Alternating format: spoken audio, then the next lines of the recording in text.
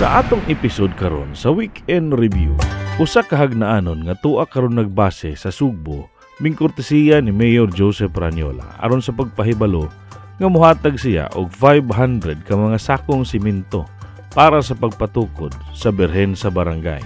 Mainitong giabi-abi ni Mayor Joseph Ranyola si Van Cape, kauban ang iyang kapikas, og si kanhi mayor sa lungsod sa Hagna, Mayor Iksam Lloren.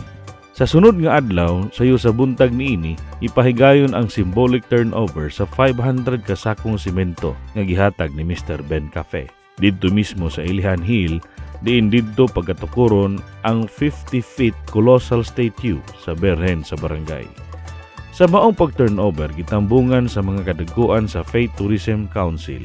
Ang chairman niini nga si Engineer Celestino Adlaon, SFO4 Rico Tadena nga chairman sa Faith Tourism Council, ug si Reverend Father Conrado Dongdong Estafia, ang parish administrator sa parokya ni San Miguel Arcangel. Dito usab ning tambong ang mga miyembro sa Local Finance Committee sa lungsod sa Hagna. Ang kanang pagbarog ana paigo na ng simento. Pagbarog lang ng Santos ha. Pautano na itong paigo pa. Dili pa. Kisa ba itong mga more or less pila paigo. Pagbarog sa Santos lang ha. Santos. Simento ha, simento. Simento to. Ako na natanan basta simento pataas.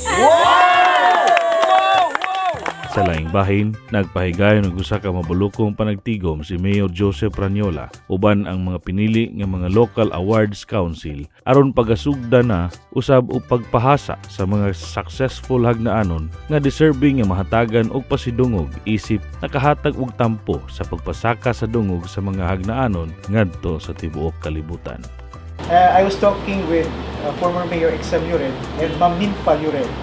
And we were talking about who could be the next local chief executive to continue.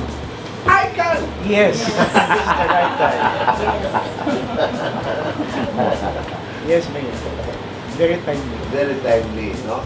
Sa laing bahin usab, gihimo ang binuwan nga panagtigom sa Municipal Peace and Order Council aron sa pagpahigayon o pagpadayag sa ilahang mga monthly report and status sa kahapsay o kalinaw dinhi sa tong lungsod. Hilabi na karon nga panahon sa daghang kapistahan.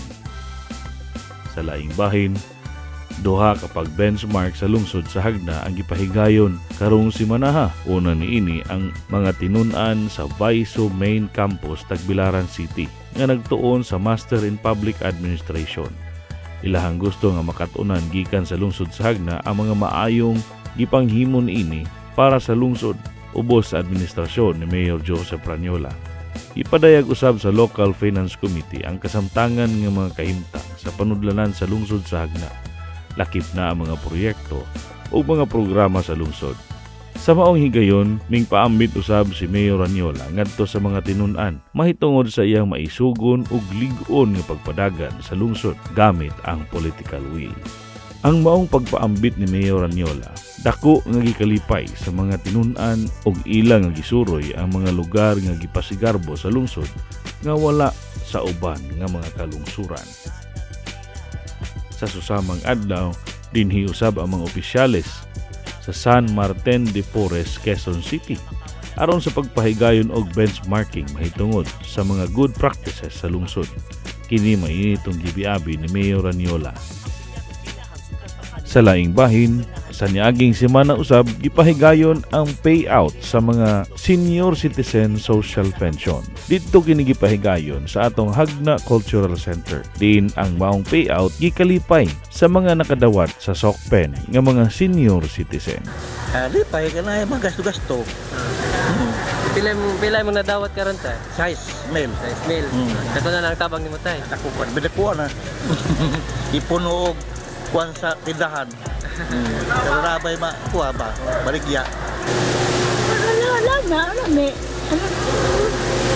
Lami ba pagkakuha natin na nakuhaan ta? Nalipay ba ka na? Nalipay ka? Pilay mo na nadawat ron tayo? Ito, ano? 6,000? Nalipay ko ginoo. Mga tagaan mo yung trasya. Pilay mo yung nadawat ka ron tayo? Mga dora niya. Kamera. Kailan Mayra, pero magkapalipay, magkagyapon. Minyo lagi sa kan kay paabot pa patatagaan pa patagrasya. Korta. Salamat, Nay. Salamat tinod sa ilang sa tabang alang ka ng mga senior na labi na nga crisis mo panahon ha tungkol sa El Nino bago pa mga inutan sa crisis. Salamat tinod. Sa katapusan, sa niaging simana usab gipahigayon ang Barangayan 2024 sa Barangay Udyong ug sa Barangay Cambugason.